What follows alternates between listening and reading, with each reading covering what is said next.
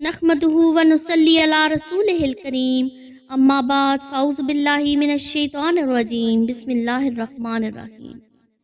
سامعین گرامی، السلام علیکم ورحمۃ اللہ وبرکاتہ۔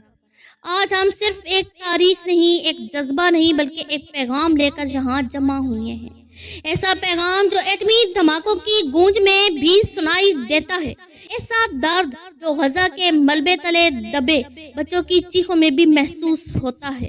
جی ہاں، آج کا دن وہ دن ہے جب امت مسلمہ کی للکار گونجی تھی، 28 مئی، وہ دن جب پاکستان نے دشمن کی آنکھوں میں آنکھیں ڈال کر کہا، ہم کسی سے کم نہیں۔ یہ للکار صرف پاکستان کی نہیں تھی، یہ ایک قوم کی نہیں، بلکہ یہ پوری امت کی للکار تھی۔ لیکن آج ہم اپنے ملک کی طاقت کا جشن مناتے ہیں تو ایک اور آواز ہمارے دل کو چیرتی ہے۔ غزہ کے معصوم بچے، شہید مائیں، زخمی مسجدیں اور تڑپتے جنازے۔ عزیز ساتھیوں، ہماری خوشیاں اس وقت تک ادھوری ہیں جب تک فلسطین کی فضا میں بارود کی بو باقی ہے، جب تک بیت المقدس کے سائے میں لاشیں گرتی رہتی ہیں، جب تک ظلم و جبر کا طوفان مسلمانوں پر ٹوٹتا رہے گا۔ رہتی ماں کا چہرہ ہو یا بچے کی لاش، ہر منظر بتاتا ہے دل کتنا ہوا پاش پاش۔ ہمیں ایٹم پہ ناز ہے، ان کو راہ پہ یقین، یہی ہے اصل طاقت، یہی ہے اصل دین۔ ساتھیوں، ہم نے پاکستان میں ایٹم بم بنایا تاکہ کوئی ہمیں آنکھیں نہ دکھا سکے، مگر غزہ والوں نے ایمان کا ایٹم تھام لیا۔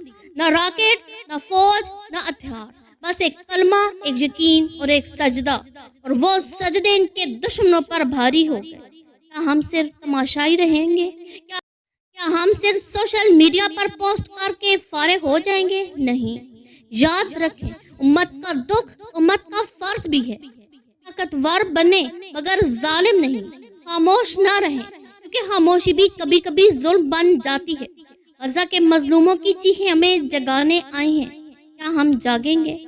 ساتھیوں، ہماری ایٹمی طاقت ایک نشان فخر ہے اور غزہ کی مزاحمت ہے نشان غیرت۔ آج ہم ایک نعرہ بلند کریں، پاکستان سے غزہ تک ایک ہی صف میں کھڑے ہیں، ہاں، لا الہ الا اللہ محمد الرسول اللہ، اللہ اکبر۔ پاکستان زندہ باد، فلسطین آئندہ باد۔